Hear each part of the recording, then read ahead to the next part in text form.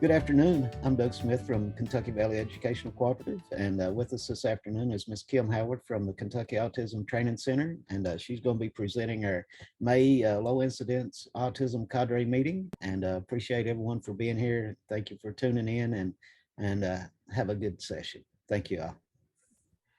Hi, so I am Kim Howard and I work for Kentucky Autism Training Center. My primary role when I was in the classroom was my background is I'm a special education teacher. I have multiple certifications, right? So I am not a speech therapist. I do want to say that up front. My view of this comes from the view of the teacher. And my most of my time in the classroom I spent with kids with significant needs. And a lot of my students came to me with some significant communication needs. And for me, I was so surprised when I was a beginning teacher and I had an awesome speech therapist that I worked with. And I found out that she had no training in augmentative communication and she had minimal training in supporting the needs of my students. And so we were both kind of lost together. So this is a tale for teachers. And the other thing that I have discovered in many years of being in the classroom is that my students who need significant communication supports, they are not going to learn to be good communicators in that 25 minutes 2 times a week time period of speech therapy that they get. Hopefully they get that. If and when they're in elementary age, most of them get it, but by the time we hit middle school and high school, a lot of times those students are put out of speech therapy, unfortunately, due to lack of progress. So as a teacher, what do? How do we support these kids? Because if you have significant communication challenges, then it's hard to show what you know. It's hard to show what you know and what you've learned. And the things that I found was that my kids needed support and assumptions are made that if you don't have good verbal speech, then there are assumptions made that you also have significant cognitive disparities, right? So you have severe issues in cognition. So your ability to think and learn, a lot of folks used to believe that that was the case, that if you didn't speak verbally, then you also had severe cognitive deficits. But we know for many of our students with autism that verbal communication or spoken language is not going to be a successful way for them to communicate. So we do know that that is not the case, right? Many times our students with autism are not going to be super strong in verbal or spoken communication, but they have wonderful cognition skills, right? Their thinking skills are right on level. They don't have deficits necessarily in their ability to think and their ability to learn, but what they do have deficits in are their ability for spoken language. And so we have to figure out a way as the teacher or as a speech therapist. Hopefully you can work together as a team, right? We have to figure out a way to support those students or any students in bridging that gap and being able to communicate. So we're going to talk about a few ways to do that. And I do want to say communication is something that we could talk about for the next 10 days and still not know everything about. So this is just kind of a drop in the bucket. And at the end of today, I'm going to share with you some resources of free online modules that you can take that will also help support you. And this is just sort of a drop in the bucket, basically, but it's good starter information. Okay, so we know for students that are autistic, nonverbal communication is this is the earliest sign that they have some sort of deficit or struggle with communication. And it's a lot of time, it's the verbal piece of it. Sometimes we see a lot of different things in this area, but this is one of the first signs that we see for many of our young children who will go on to be diagnosed with autism, is a struggle for spoken communication. So at what point do we consider augmentative communication? For many years, this is something that is a challenge with families sometimes, and school staff. Lots of people worry that if we give kids, and by kids I mean students, augmentative communication, some other way to communicate, then that will contribute to them not developing verbal communication. But we know now this is totally false, right?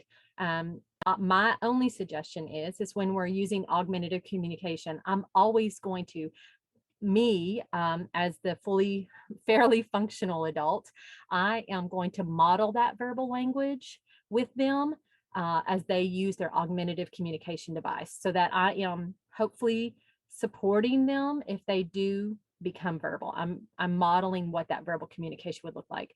They might be using a picture, they might be using some sort of augmentative communication device, and those can look like a lot of things. Augmentative communication is one of those things that it can be high tech to where we get into things like Go Talks or Dynavoxes.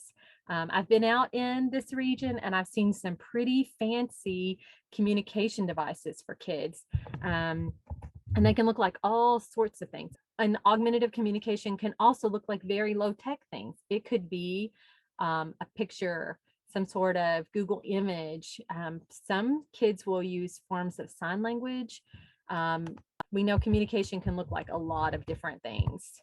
So here's what I always like us to think about, because I go into districts or I go into classrooms and they're like, well, they have they have some pretty good skills with verbal language. We don't need to think about augmentative communication for them or alternative communication with them. So think about, what does a 3 to 4 year old typically developing child, what communication skills do they have, right? So we know that they can answer simple questions, and they can ask a lot of questions, right? This is the age to where you get so many questions. And typically they can put together a 4-word sentence, and they could make some mistakes, like I go to school, or I wanted to play. I wanted to play. Simple sentences. But think about the vocabulary of your typically developing 3 to 4 year old. They say hundreds of words, right? So if we have a student in our classroom and they only have 10 or 15 words and they are school age, so 4, 5, 6 years old or older, then 10 or 20 words, it does sometimes sound like they have a lot of speech or a lot of good communication skills. But realistically, think about the variety of things that we say in the day. Think about the variety of things that your typical 3 to 4 year old can communicate. If they can't communicate at that level, then we need to think about augmentative communication. We need to think about some sort of alternative, and definitely encouraging their verbal communication to continue. Always support that. But for some kids, for many kids, they will need additional supports. So don't think just because a child does have 2 to 3 words or 10 to 20 words that this isn't for them. This could still be for them. So that's my soapbox. I see kids that they do have some good, a few really good words, but I can't imagine my life being stuck at only being able to say 10 or 15 or 20 things. I want to say a lot of things. So, and think about what we need in an educational setting. We're communicating about educational goals. We're communicating about that social studies vocabulary, maybe, or the science. So I'm going to try this video. So this is signs of a communication issue. But did you enunciate? Alexa. What is today's date? Nothing. What's Alexa's energy level? She's got plenty of juice. Could Alexa be in sleep mode?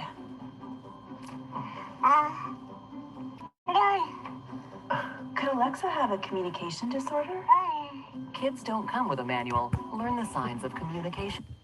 Okay, so first figuring out, is this a communication issue? So trying to decide as a school system, is this a communication issue? And I will tell you, if a child is school age and they don't have the ability to answer basic questions, they don't have a reasonably robust vocabulary. And by that, I mean more than 20 or 30 words. And maybe even then, they may still need significant support. If you think about it, you're 6 years old and you only have 30 words that a stranger understands. This can't be something that mom or dad understands, or maybe the teacher understands because you're with them all the time, but something that they could communicate with another child on the playground.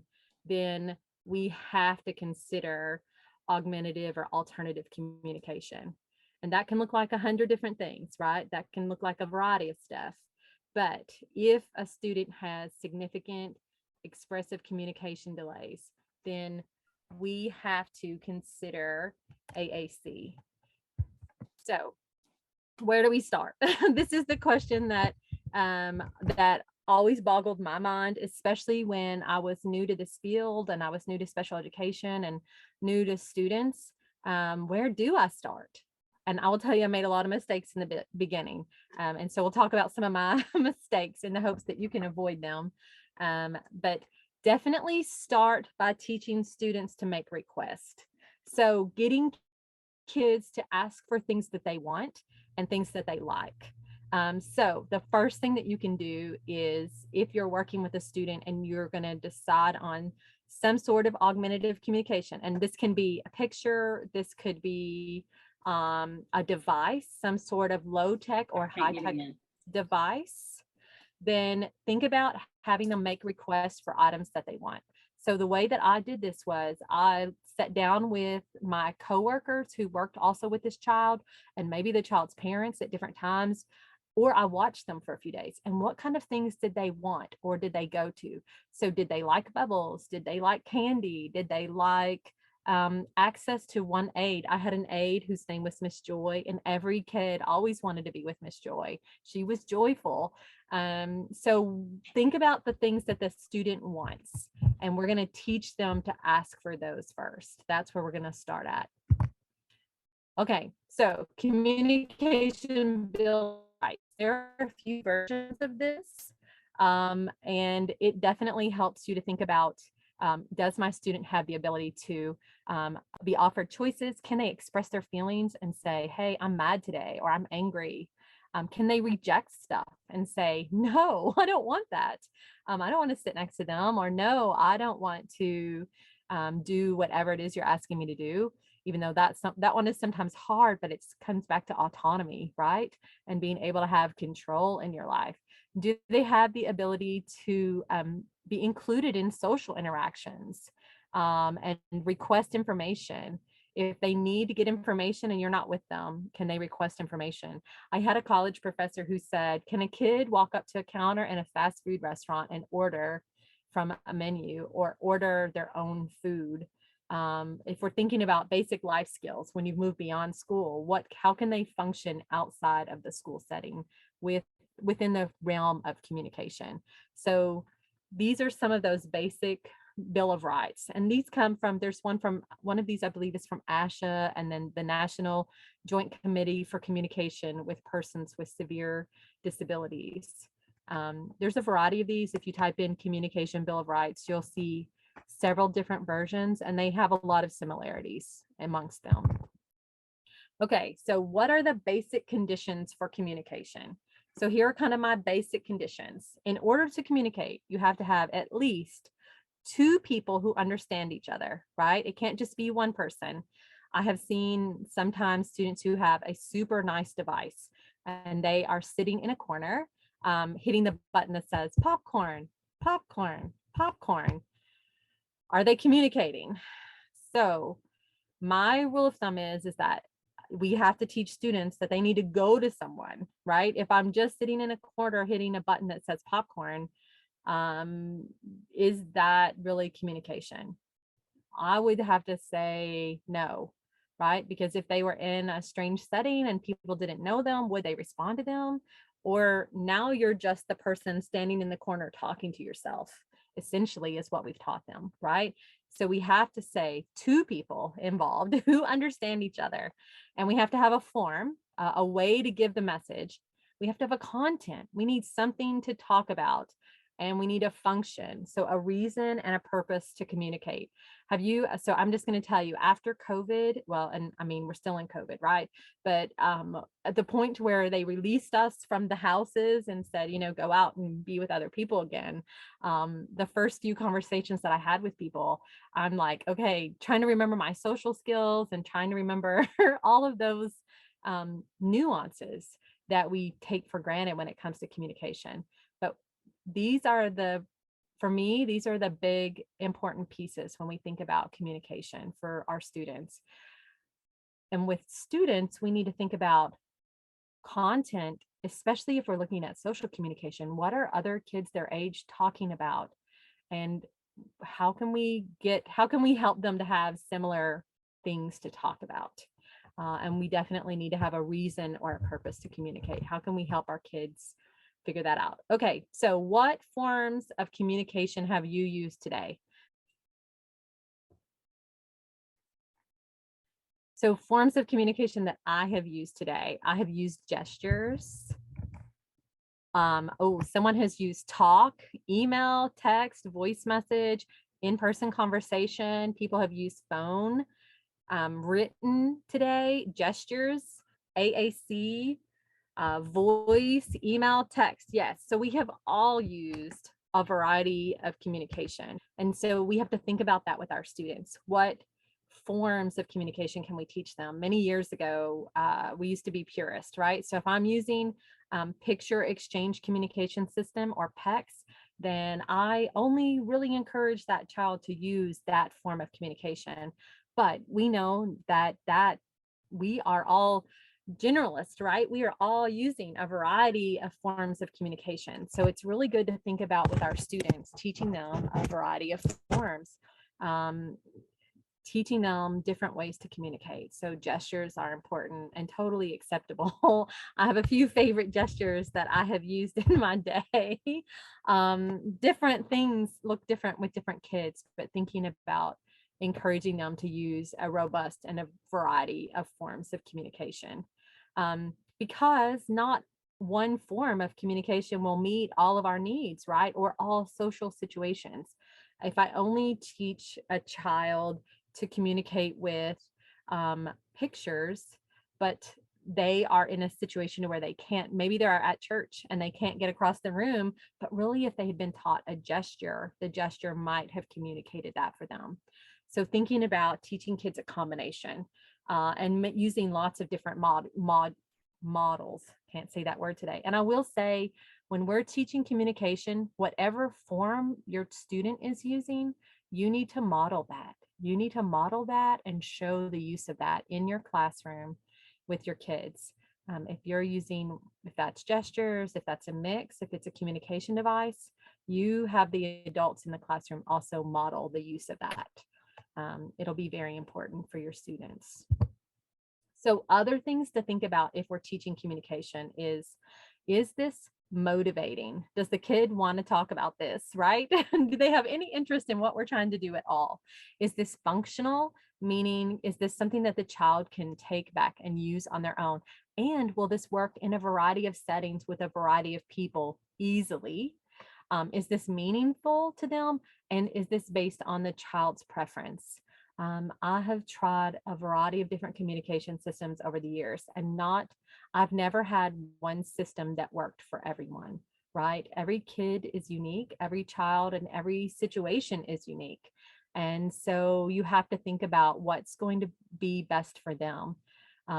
When iPads were a thing, when they first came out, and they were a big deal because they were this revolutionary technology that was going to fix everything. I had parents call me and say, oh, we've got to get my kid this iPad because it's going to be the thing. The TV says it's going to fix their needs. And I know as soon as we can get that for them, then they're going to be so much more successful. But for that particular child, a expensive technology communication device was not a great plan, because they had a very short temper. and a very short frustration level. So when they got frustrated, they broke whatever was in their hand, right? So we have to think through those kinds of things. We have to think through, is this a communication system that I can send home? Because if we're only teaching them to communicate at school, then we're still failing them, right? And I know we have to start at school, right? We have to start at school and we have to start small and build on that. But our plan has to be for whatever this communication system is to go home with them, right? So think about that. So that's the other reason why it's important to teach them a robust communication repertoire, right? So they have multiple modes of communication, gestures, pictures, maybe some sign. I mean, I don't know, but whatever that looks like for them, thinking through those circumstances.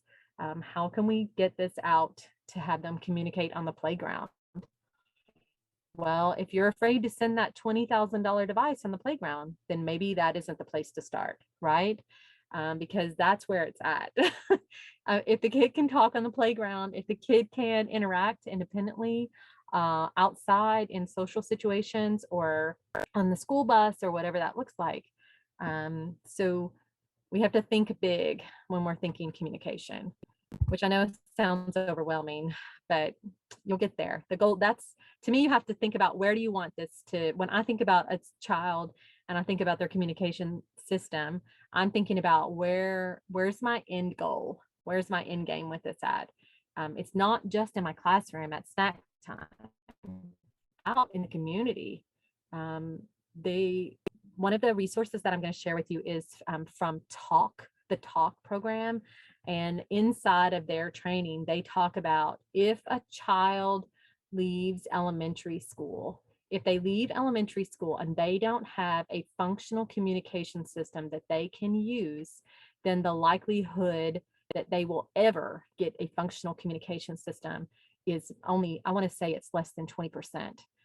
So think about that over the years. If you're a middle school or high school teacher and a child's coming to you without a way to communicate, and now they are 12 or 13 years old plus, and they still don't have a way to get basic communication going, then the odds are not in their favor that they will ever have a functional communication system.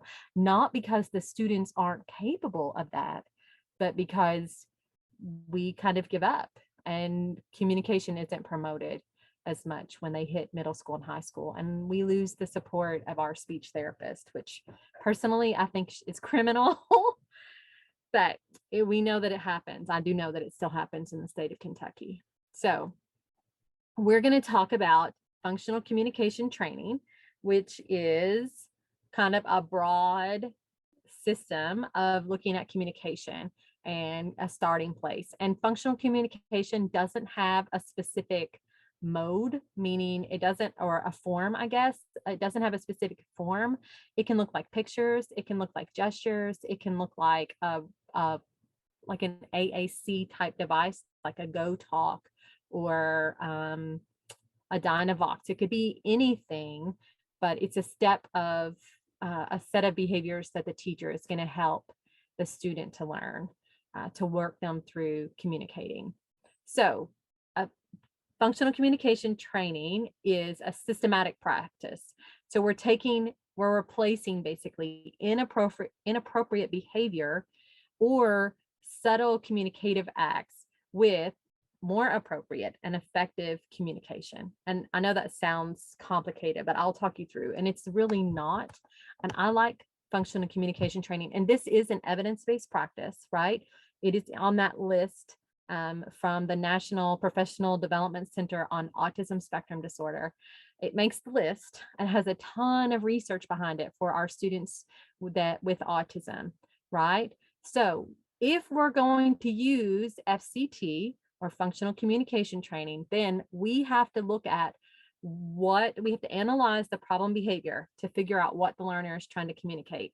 So on the last couple of sessions that we have done this kind of our autism hour or our LI Cadre is we have talked about how to figure out the ABCs of behavior. So if you did not get to attend those, go back and watch them. I think they are shared on the Holler. So these are recorded for that.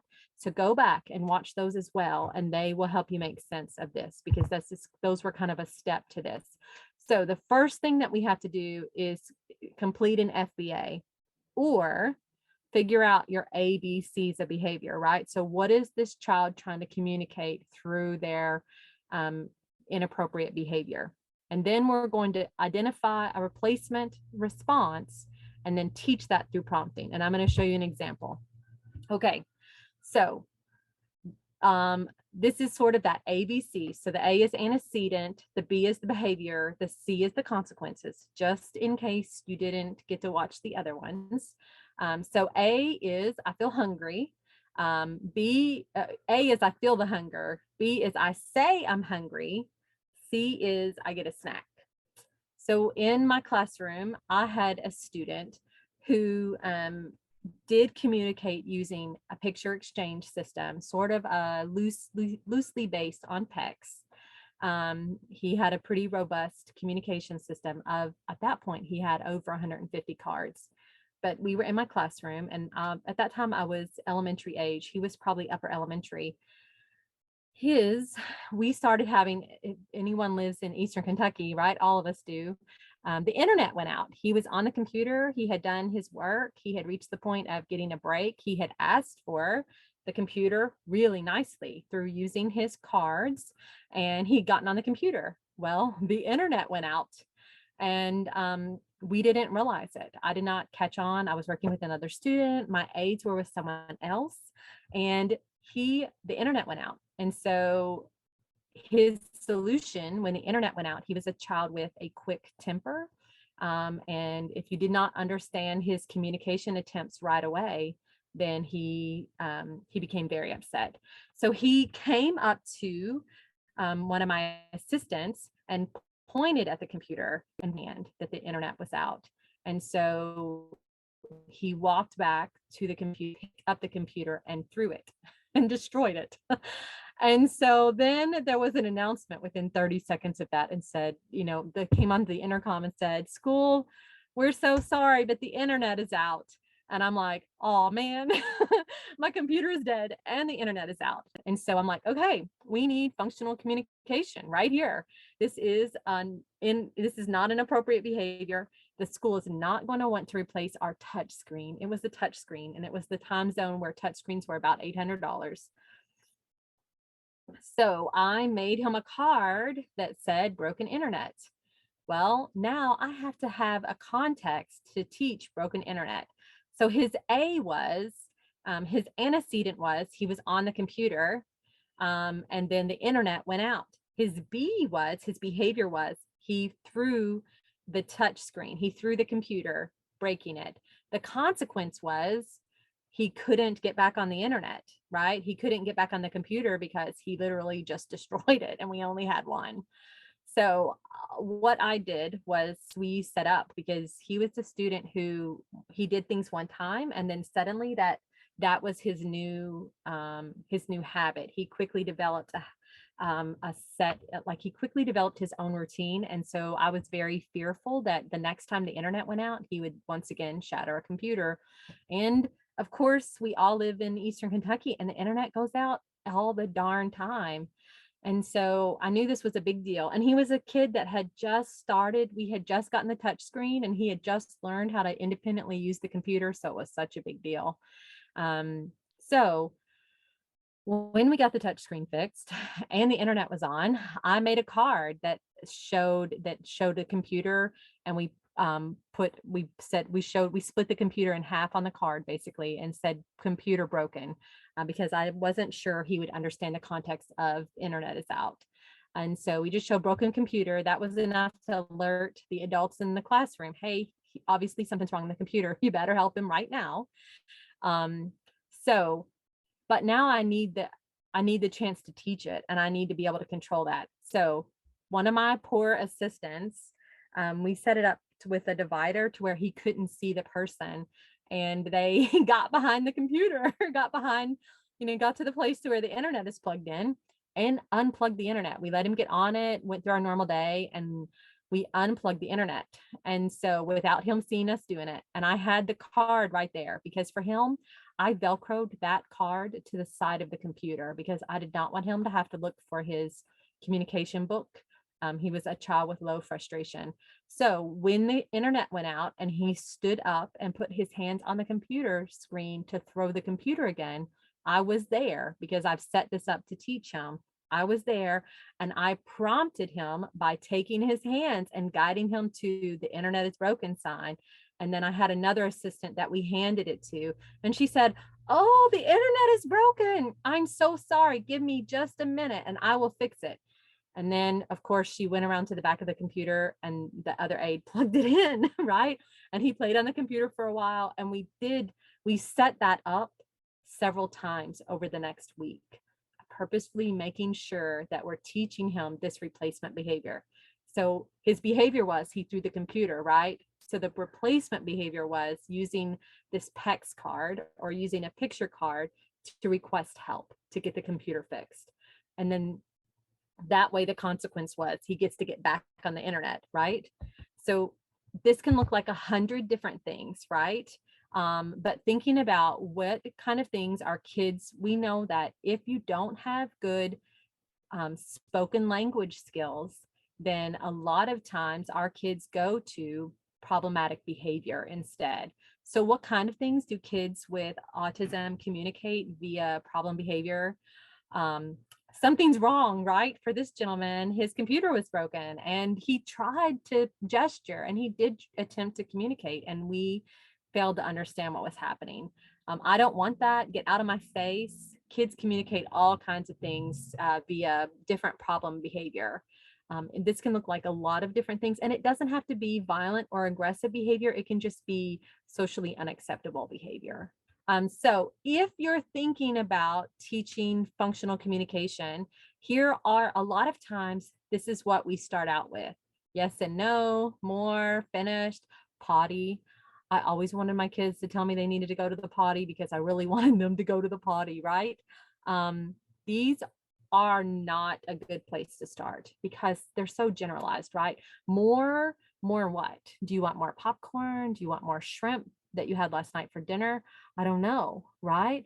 So these sometimes will lead to frustration. Yes and no are a good place to avoid because they are pretty complicated to understand. Yes and no.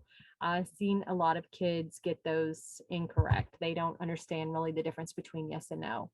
So don't start out with those generalized responses. The only exception that I do make is potty. And I usually am just using that with the kid and really modeling that as we're going to the bathroom if they need that level of support.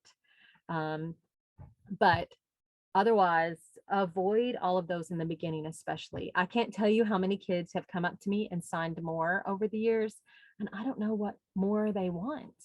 So it just creates more problems than good. So teach them something specific: chips, cup, candy, give them specific things to request for versus more in the beginning. Now, if they have 50, 60, 100 words, and by words, I mean whatever device you're using, then sure, go back and teach those. But those are not going to be the place to start. One example might be giving a picture card to a peer requesting a toy instead of grabbing it out of their hands. I work with some preschoolers, and sharing was not on the top of their list. So we started out with a picture card that said "my turn" or a picture card specifically for the truck. And we had to ask their peers in the beginning to give them the truck, and just give it to them and walk away. And then over time, then we worked on waiting a turn and generalizing. So it takes time, right? It does take time, and I'm only talking about pictures, but this could be a communication device. This could be a lot of different things. Pictures are low tech. I can send pictures home. If I have a student that's a new learner to communication, then pictures, for me, pictures were easy. Now there are a lot of cheap and easy low tech devices that you might find very useful, and be able to be able to utilize those. I will say I have used sign language some. My only real challenge with sign is that many times students with autism and other disabilities also have fine motor issues. And so if they are using sign language, they are not using sign 100% correct to form. So they're more, might look a little different than what everyone else's more looks like. And if I am teaching sign, I am also teaching, it's a whole language, right? It's basically like teaching Spanish. I need to teach everyone around them as well as their family to use whatever sign they're using, or I'm not really doing any good. They're only going to be able to communicate inside my classroom with me. So just know that. Just know that up front. I'm not anti-sign. I think sign is wonderful for many, many learners, but you also have to know those things that you need to teach. You need to teach those kids in their fourth grade classroom the signs that they're using. Otherwise, they still can't communicate. And that is really frustrating and sad. These are the basic steps. You're going to identify the behavior that you want to replace. So for my student throwing the computer, I definitely want to replace that throwing the computer. Complete a functional behavioral assessment. So I'm going to say I didn't always do that piece, right? If I could tell exactly what they were communicating easily with that behavior, then I worked on that communication piece of it without going all the way through that FBA assessment. Identify the replacement behavior and then substitute that, right? So the replacement behavior is handing me a card or using some kind of communication device to communicate what they want versus that behavior. And in the beginning, I have to make it easier to use that card or use that device and still get what they want. Remember, you have to be grandma in the beginning. Every time that kid asked for the toy in the preschool classroom for a little while, a few weeks, they got the toy because we had to make it super easy versus them snatching it out of their hand. And then think about, how am I going to generalize this? How am I going to give them opportunities to learn this in other settings?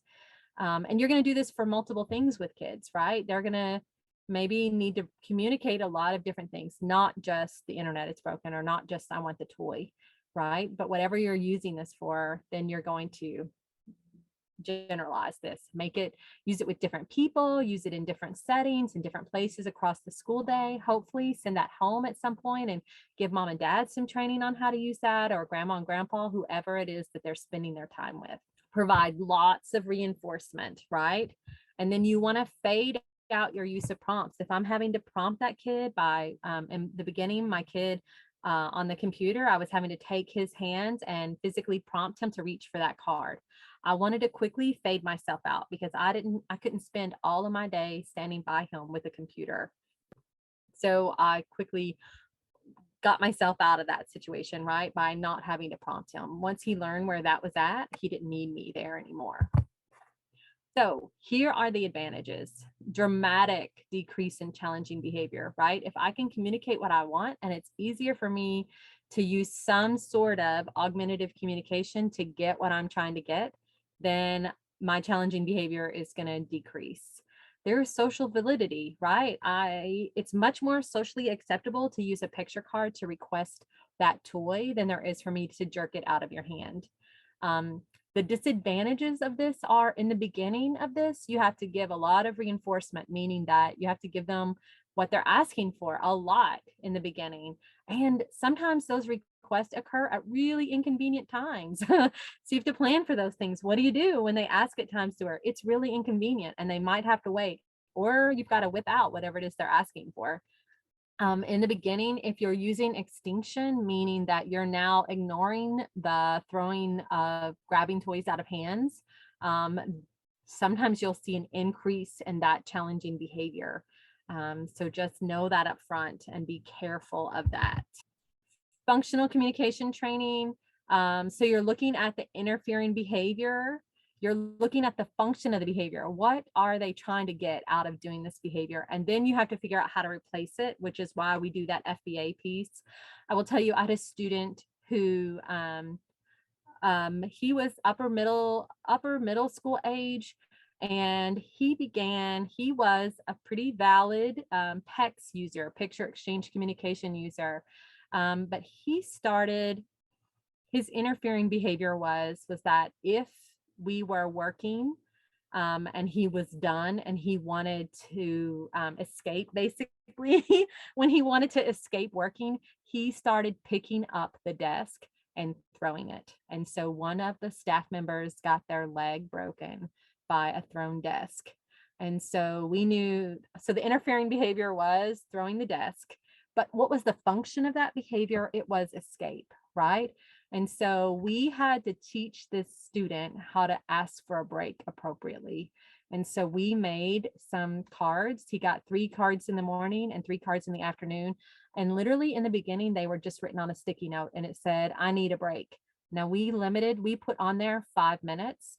That was for the adults and for him, because we didn't want him to think, we needed to put a time limit on how long the break was. And so we had to teach him when we could begin to see him getting frustrated, we had to prompt him to take a card that said, I need a break. And then we had to let him take the 5-minute break, which was really inconvenient sometimes, right? We're in the middle of alternate assessment and he needs a break, or we're in the middle of a lesson that we're trying to teach, and now he's asking for a break. It was highly inconvenient for him to do that, but it was much better to meet his needs and give him that break than it was for him to become physically aggressive and upset. So just thinking about that, whatever that interfering behavior is, the reason why we do an FBA is we're trying to figure out what is the function of that behavior. And then we need to figure out how do we replace that behavior need by giving them the demand or giving them the function, meeting that same function through communication. So that's why it comes back to that. Planning for generalization, make sure that you're using this with multiple, you want to use this within new settings with different people. You want them to use this across the school day, not just at snack time, right? We want them to use communication all across the day, and for them to learn that whatever form of communication they're using, and it could be gestures, it could be a variety of things, but using communication is a much easier way to get their wants and needs met than reverting to some sort of challenging behavior. I hope you found this useful and that it's been helpful. Thank you all. Thank you, Ms. Kim, for your presentation this afternoon and the information, and we really appreciate it. And thanks to all you folks that tuned in for all the work that you do to improve the lives of the kiddos that are in our districts. We really appreciate you. Thank you. Thank you.